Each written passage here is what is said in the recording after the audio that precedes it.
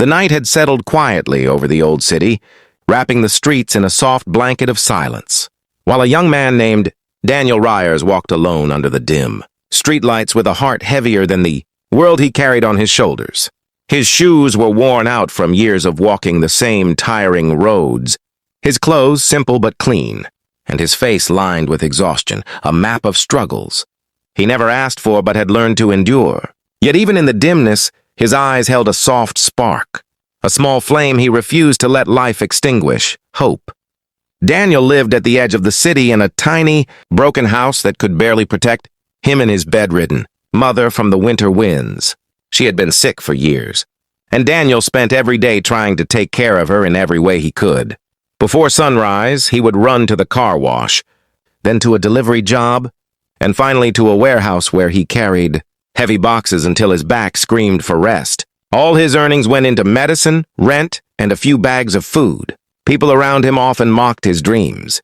They told him that someone born in poverty would die in poverty, that boys like him were meant for small lives, not big dreams.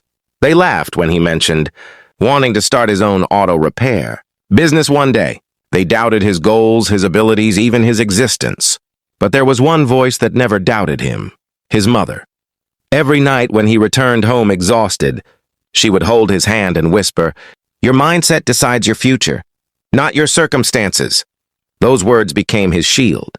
When the world tried to break him, her words stitched him back together. One cold evening, after working until his fingers were numb, Daniel was walking home through a quiet road when he noticed a luxurious black car parked with its hood open. A well-dressed woman stood beside it, frustration written all over her face as she tried to make a phone call. People slowed down to stare, but not one person stopped to help. Daniel stood still for a moment, unsure if someone like him should approach a woman who looked like she belonged to another world. But kindness pushed him forward. "Ma'am, do you need help?" he asked gently. The woman looked at him, tired, annoyed, unsure if she could trust him, but she nodded. Daniel walked over, checked the engine, and within minutes understood the issue. He borrowed a tool from a nearby shop, fixed what needed fixing, and soon the luxury car purred back to life. The woman stared at him, surprised. "You fixed it so fast. How do you know all this?" Daniel gave a small smile. "I repair everything I can, ma'am. When you're poor, you learn to fix things yourself."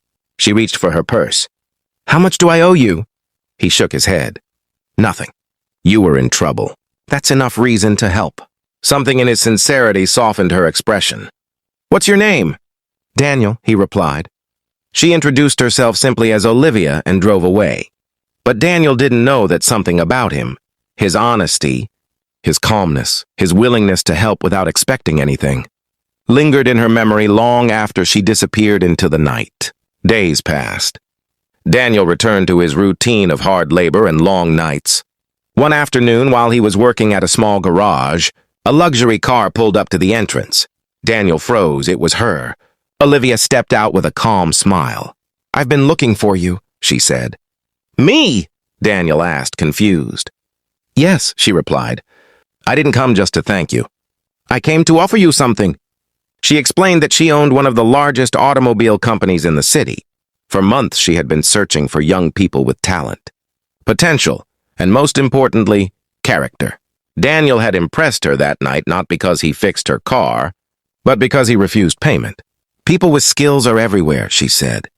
"But people with skills and the right heart, they are rare. And I believe you are one of them." She offered him a fully paid training, internship at her company, an opportunity that could change his life. Daniel hesitated because of his mother. But when he told her, she held his hand with trembling fingers and said, "Go, Daniel.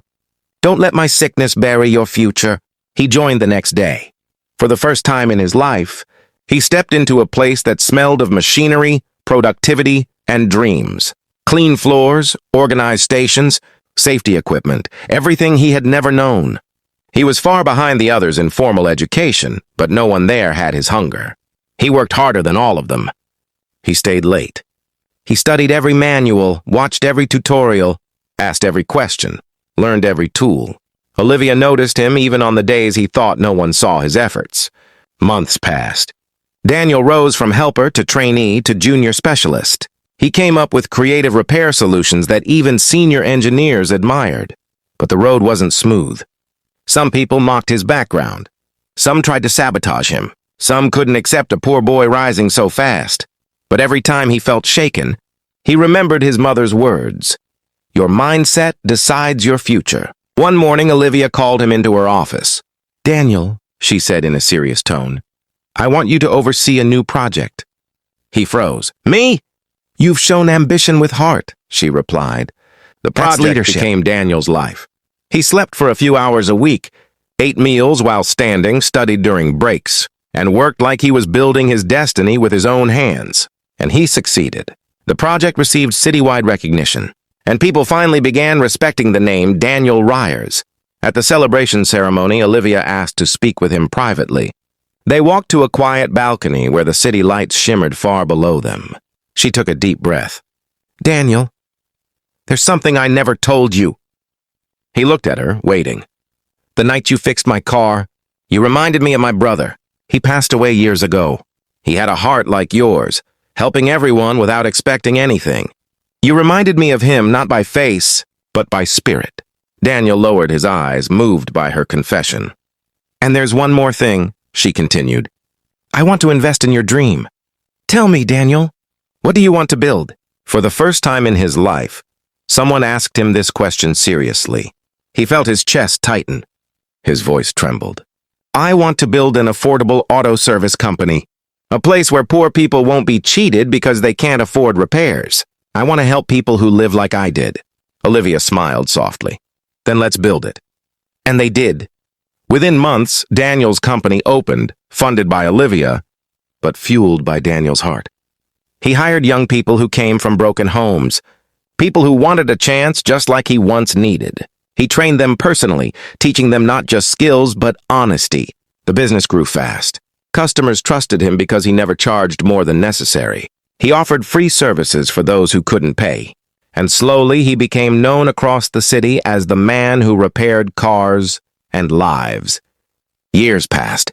Daniel's mother lived long enough to see her son become a respected entrepreneur who changed thousands of lives. Her eyes shone with pride the day Daniel told her, Mom, your words built all of this. And he never forgot where he came from. Every week without fail, Daniel walked down the same quiet road where he first fixed Olivia's car. He would stand there for a moment, look at the spot, and smile.